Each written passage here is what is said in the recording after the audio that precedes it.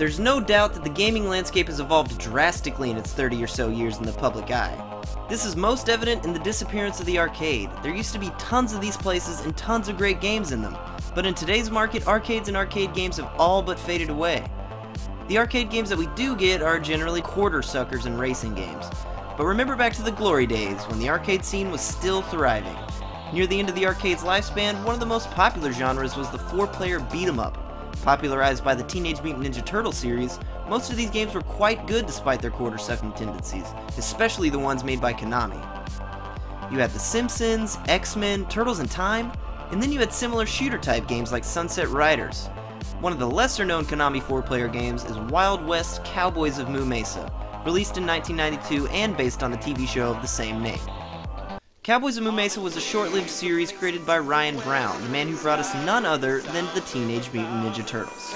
Okay, wait. C.O.W.Boys? What does that acronym even stand for? Like, the title of the show wasn't complicated enough already.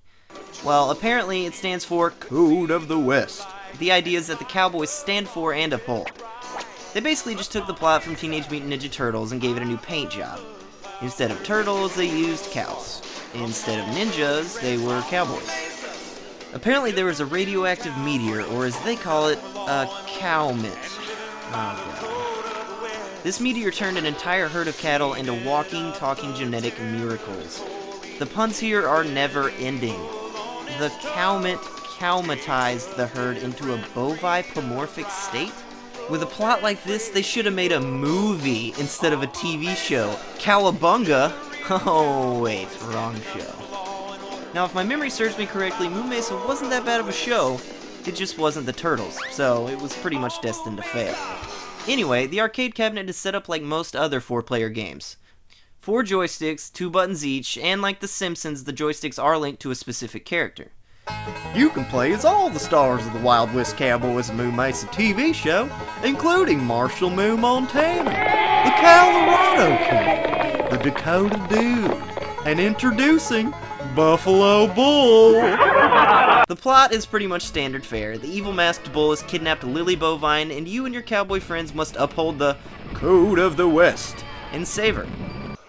Now, why did cartoons like this always have hot animal love interests? I mean, I'm genuinely ashamed that I was attracted to Lily Bovine as a kid. I mean, were they just trying to mentally dismantle all of America's youth? Oh man, Lily Bovine is so hot. No, she's not hot, she's a cow. But damn, that's one hot mammalian. No, she's not hot, she's a quadruped. Anyway, if you've played Sunset Riders, you've pretty much played Cowboys of Moo Mesa. It's essentially the same game with different graphics and more power-ups. And it's just as fun. The graphics in Moo Mesa, however, are a little more cartoony and balloony than those of Sunset Riders, so when 4 players are involved, the screen gets pretty packed. You can pick up power-ups like gun upgrades and novelty boxing gloves, and you can also do this charge thing that has little purpose other than to take out walls.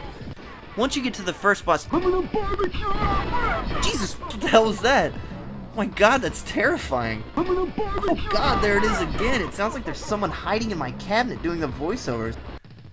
Silly voiceovers aside, after you defeat the first boss, you're whisked away by majestic eagles.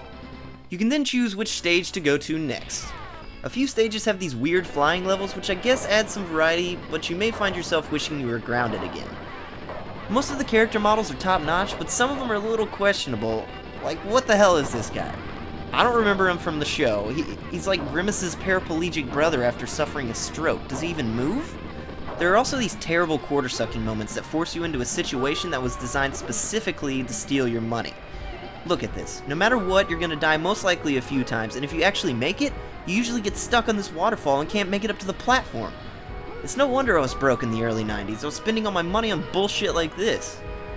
Luckily, I don't have to worry about that anymore.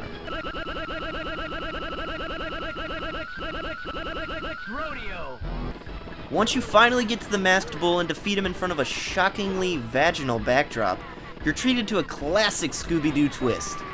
The masked bull was actually Sheriff Terrible? Get it? Sheriff Terrible? What, did Charles Barkley write this or something? Now, one thing I've noticed about these 4-player games now that I can actually afford to beat them is that they're usually pretty short. X-Men, for example, was one of my favorites, but it's much shorter than you might expect. But Moo Mesa is actually a decently long game compared to the others of the genre. Another thing about these games is that the endings are usually non-existent. I assume they thought that most people wouldn't shell out all the cash to complete the game, so they just said fuck it. But the Cowboys of Moo Mesa actually has an ending, and it's not that bad given the time period. One reason you may never have heard of this game is that the original series only lasted 2 seasons and never really garnered all that much popularity. Also, this game was never ported to a console, unlike most other games of its kind. In fact, once consoles were powerful enough to handle good ports of arcade games, said arcades virtually became obsolete, and they slowly began to die out. You can almost pin the blame on the Super Nintendo for the death of the arcade. I mean, the Super Nintendo had a version of Turtles in Time that was actually better than the arcade version. Why go out when you can stay in and play a better game for much less money? And that's why Wild West Cowboys of Moo Mesa is a virtually unknown classic. All in all, Moo Mesa is a great game that's overshadowed by a less than spectacular license.